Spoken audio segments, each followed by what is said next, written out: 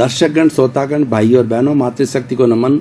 Channel 24+ news के खास, विशेष, मनमोहक और हमें चित्त समाधि देने वाला, हमें इंसानियत के सूत्र देने वाला और इस जगत का कल्याण करने वाला, सभी जीव शांतिपूर्ण सहअस्तित्व के साथ में अपना जीवन आनंद से जो है वो आनंद से बिताए, कोई किसी को डिस्टर्ब नहीं करे, कोई किसी को परेशान न करे, कोई किसी को दुख न दे, तो ऐसी कौन सी कार्य प्रणाली है, उसके बारे में पुनरुत्थान कार्यक्रम बताता है। पुनरुत्थान कार्यक्रम हमारी भारतीय संस्कृति के जो मूल्य गिर गए हैं उनकी पुनर्स्थापना हम कैसे करें, पुण्य जागरण कैसे करें, उसके बारे में सारी विवेचना की जाती है। इसमें आध्यात्मिक विषय लिए जाते हैं, शिक्षा के विषय होते हैं, योग के विषय होते हैं और दर्शन के विषय होते हैं। बहुत सुंदर हमारी लाइफ स्टाइल से जुड़े हुए होते हैं, हमारे व्यवहारिक जगत से जुड़े हुए सांगोपांग विषय लिए जाते हैं। तो आज जो विषय जो मैं आपको लेकर के चल रहा हूँ बहुत फैमिलियर विषय है, हर व्यक्ति इसको जानता है, हर धर्म इसको जानता है, हर धर्म इसको मानता है। वो विषय लेकर के आपके सामने प्रस्तुत हो रहे हैं। आज का हमारा बहुत ही सुंदर विषय है पुण्य और पाप। भाई और बहनों, दर्शकगण, श्रोतागण, बहुत ही छोटे छोटे शब्द है पर बहुत इफेक्टिव है और इन दोनों शब्दों से कोई भी इस धार्मिक जगत का या कोई भी धर्म को मानने वाला व्यक्ति इससे अनभिज्ञ नहीं है। इसलिए दोनों विषय जो है वो सार्वभौम है, वो त्रैकालिक है और उसके साथ साथ के अंदर वो वैश्विक है। और हर धर्म जो हमारे विश्व के 8 बड़े बड़े धर्म हैं, कौन कौन से? Hinduism, Buddhism, Sikhism, Jainism, Christianity, Islam, Zoroastrian, Judaism, 8 बड़े धर्म हैं। सभी में पुण्य और पाप की चर्चा की गई है। उनके समझाने का तरीका और वो किस तरीके से बनते हैं, किस तरीके से छूटते हैं, अलग अलग है, लेकिन उन सब का रिजल्ट और मीनिंग एक ही आता है। तो पुण्य को हम सोचें तो पुण्य का अर्थ होता है अच्छा जीवन और पाप का अर्थ होता है वो एक खराब जीवन, दुखी जीवन। और पुण्य का अर्थ होता है सुखी जीवन हम जीते हैं। वो ऐसा कहा जाता है कि ये पुण्यशाली जीव है और जो दुखी जीवन जीता है उसके लिए कहा जाता है यह व्यक्ति पापकारी प्रवृत्ति करके आया है, पापी व्यक्ति है जब ऐसा जीवन जी रहा है। लोग ऐसे कहते हैं कि स्वर्ग नरक कहीं नहीं है, इसी धरती पर ही है, इसी जीवन के अंदर ही है और व्यक्ति हर क्षण स्वर्ग नरक भुगतता है। कैसे भुगतता है? जिसके पुण्य का उदय हो वो स्वर्ग के सुख भुगतता है और जिसके पाप का उदय हो वो नरक के जो है दुख भुगतता है। तो भाई और बहनों, दर्शकगण, श्रोतागण, इन दो जो है को समझने के लिए इसके साथ के अंदर पूरा जो एक सिस्टम है जिनसे वे जुड़े हुए हैं उन सब को समझना होगा।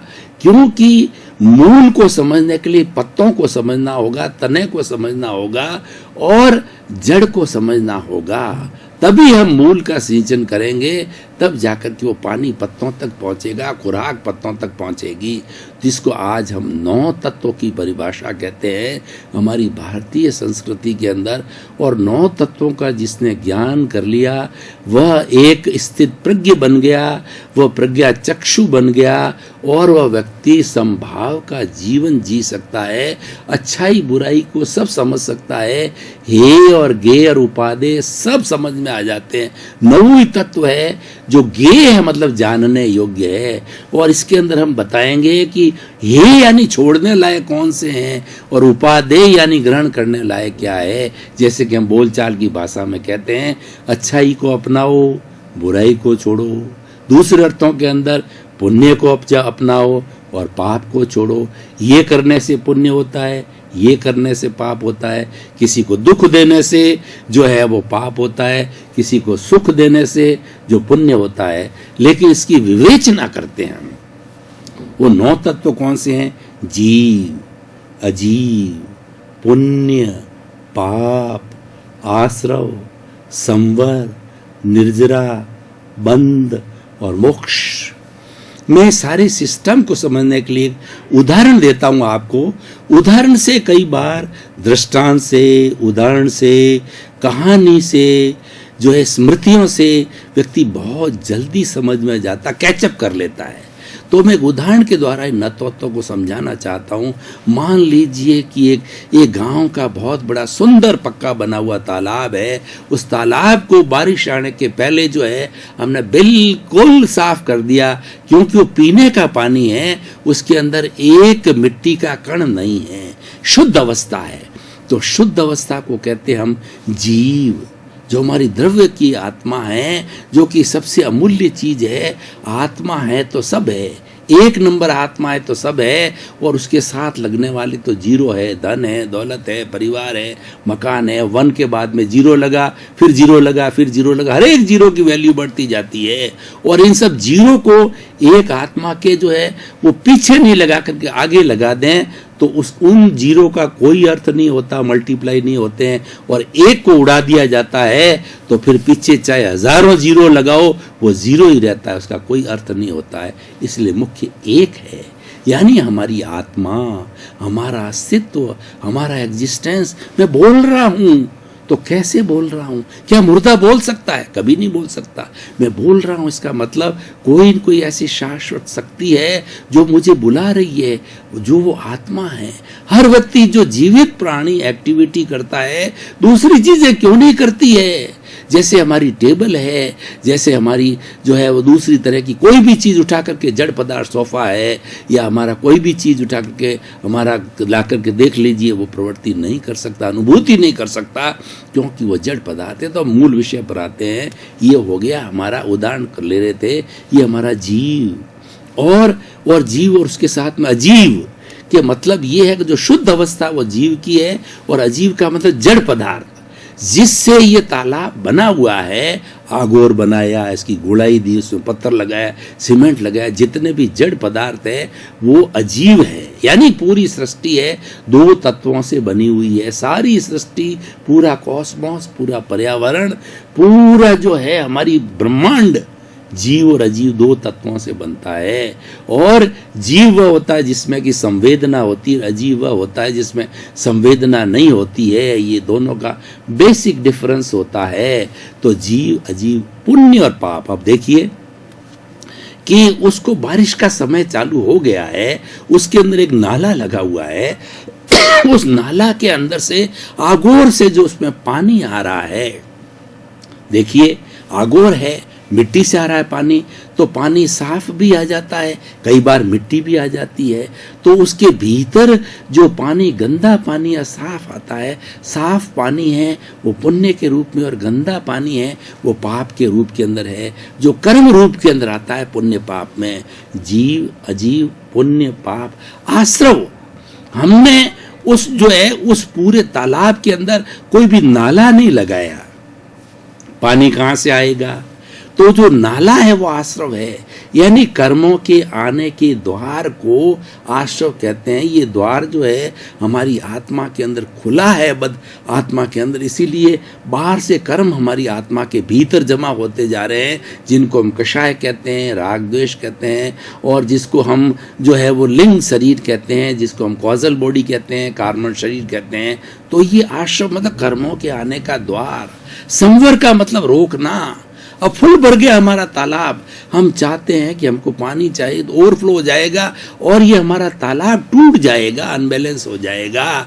तो हम क्या करते हैं, जो नाला था उसके अंदर खूब सीमेंटिंग करके अंदर रोक दिया। कर्मों के आने के द्वार को रोकना संवर कहते हैं, मतलब त्याग करना, पचकान करना, धार्मिक प्रवृत्ति करना, सारी बुरी प्रवृत्ति को एकदम रोक देना, वो संवर कहलाता है। आश्रव, संवर और निर्जरा।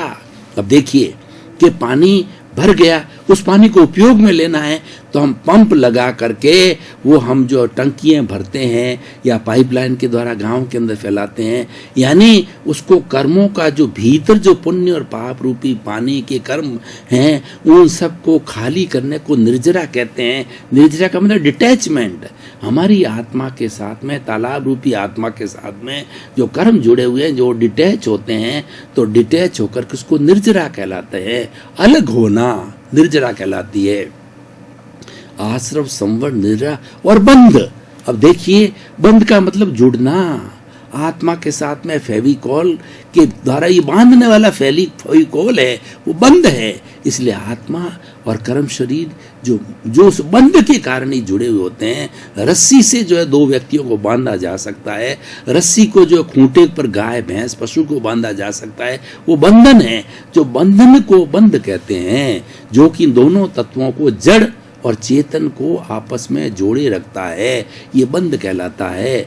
तो जीव, अजीव, पुण्य, पाप, आश्रव, संवर, निर्जरा, बंध और मोक्ष। अब देखिए कि उस सारे पानी को जो है हमने खाली कर दिया कि गर्मी के मौसम से खाली हो गया, और होने के बाद के अंदर वापस प्योर अवस्था में आ जाती है। उस अवस्था का नाम है मोक्ष है। यानी हमारा, हम जीव से चले थे, वो जीव प्योर फॉर्म में आ जाता है कि आश्रव भी हटा देता है, संवर भी हटा देता है, पुण्य भी हटा देता है, पाप भी हटा देता है, बंध भी हटा देता है। हटाने के बाद में प्योरेस्ट फॉर्म जो है वो अरूपी फॉर्म है, जिसमें कि अनंत ज्ञान है, अनंत दर्शन है, अनंत शक्ति है, अनंत चेतना है और अनंत सुख का भंडार है। वैसा मोक्ष की अवस्था कहलाती है। उस अवस्था के अंदर अक्षय सुख होता है, शरीर ही नहीं होता है। सुख दुख तो शरीर में होते हैं, लेकिन उस अवस्था में तो हमेशा सुख रहता है। वो सच्चिदानंद होता है। सत का मतलब अविनाशी तत्व, और चित्त का मतलब ज्ञान और दर्शन वाला है। और उसके जो गुण हैं, उसकी जो कैरेक्टरिस्टिक, उसका स्वभाव है, वो आनंद का स्वभाव, वो सच्चिदानंद बन जाता है, वो सिद्ध बन जाता है, बुद्ध बन जाता है, मुक्त हो जाता है, और अपने 24 आवर्स फॉर एवर के लिए अक्षय सुख में चला जाता है। फिर ये जन्म मरण की परंपरा में 84 लाख जीवा योनि के अंदर ये फिर कभी प्रवेश नहीं करता है। तो अब इन सब में हम अच्छी तरह से समझ गए कि हमारे इस पुण्य और पाप को जो है वो कौन लाता है। पुण्य और पाप को लाने वाला जो पानी, जैसा मैंने बताया, नाला लाता है। वो नाला आश्रव है।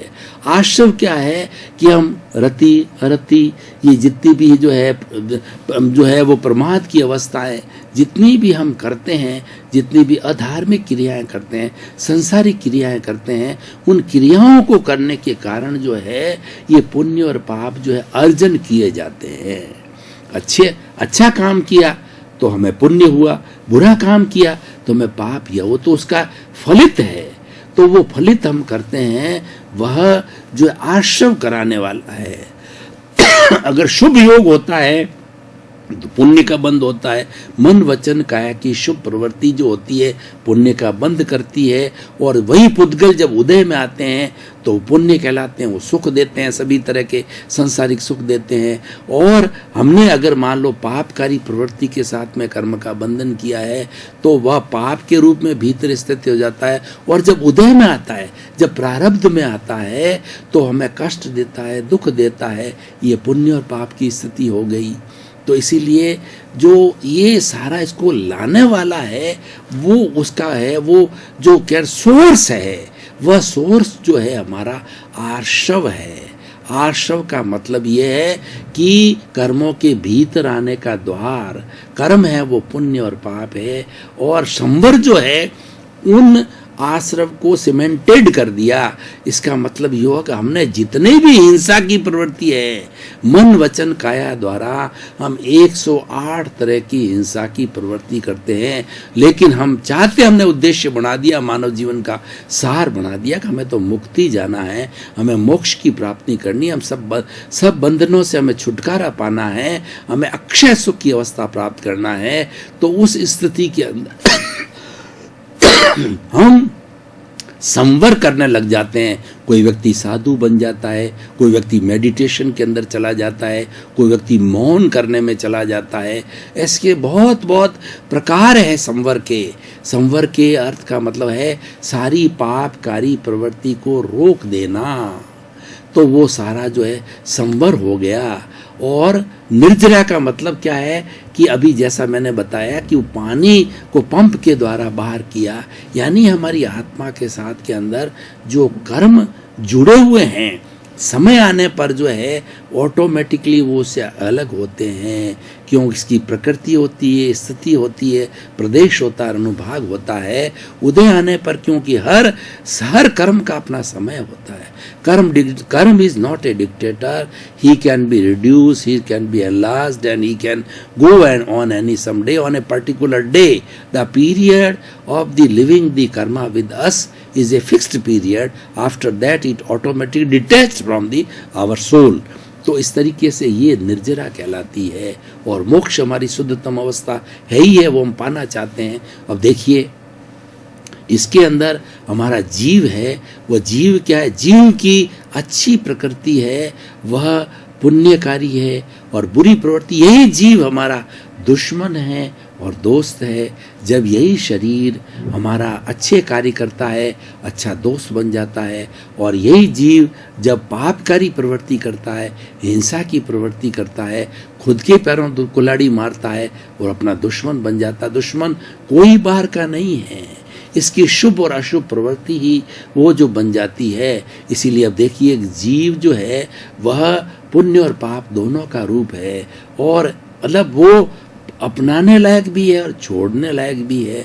जड़ पदार्थ है वो छोड़ना है, क्योंकि जड़ पदार्थ तो हम जन्मांतर से साथ लिए घूमते हैं, और उसका प्यूरिफिकेशन होगा जब ही जड़ अलग और चेतन अलग, बिल्कुल सिद्धांत अलग होता है। जैसे कि सोने के जो टुकड़े के अंदर साथ साथ में मिट्टी मिली हुई रहती है, उस मिट्टी को रासायनिक क्रिया करके और सोने को जो है गला करके उसको हम कुंदन बना सकते हैं, 24 कैरेट का सोना बना सकते हैं। उसी तरह से चेतन अलग और जड़ अलग, अपना काम हो गया।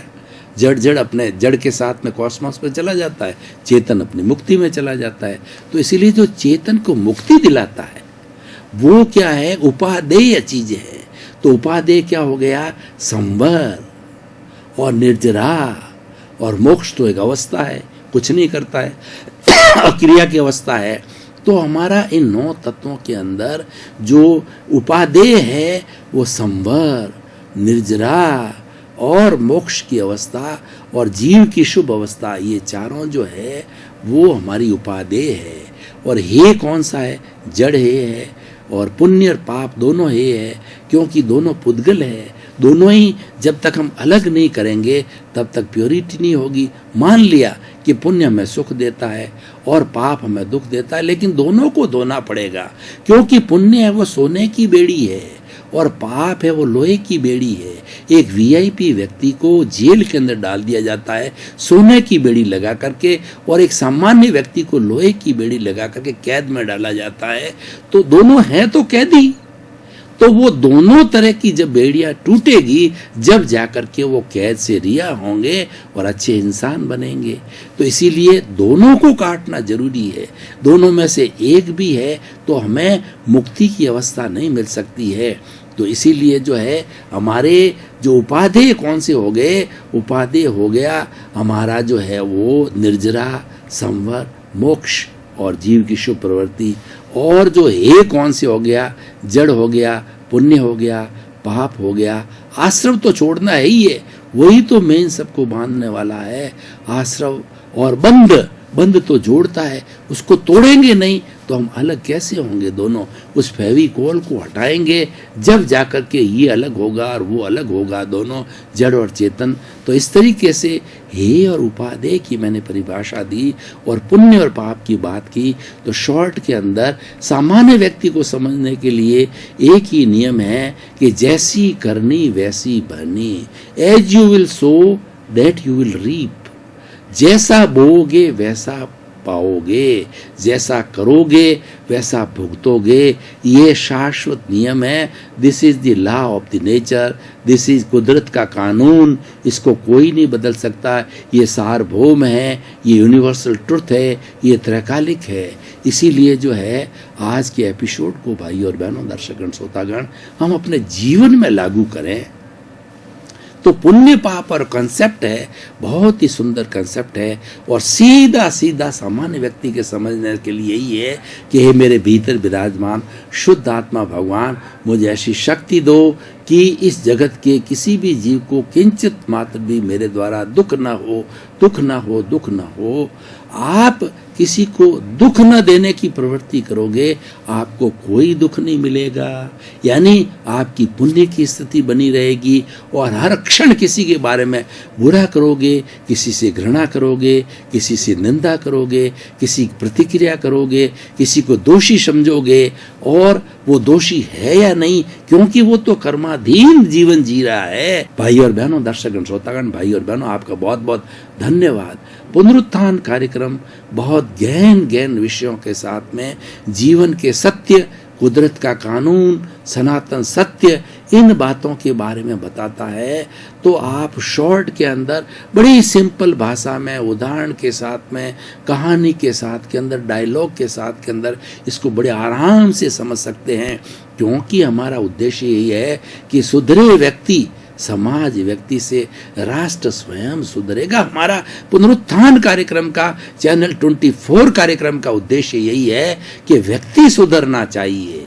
एक व्यक्ति सुधरेगा तो 10 सुधरेंगे, लाख सुधरेंगे, करोड़ सुधरेंगे और पूरे 7 अरब की जनसंख्या सुधर जाएगी। ये बदलाव मल्टीप्लाई होता रहेगा। इसी क्रम में आपका जीवन आनंदमय हो, मंगलमय हो और खूब आप शतायु होकर के, परोपकार करके अपने जीवन को धन्य बनावें। आपके प्रति मंगल भावना।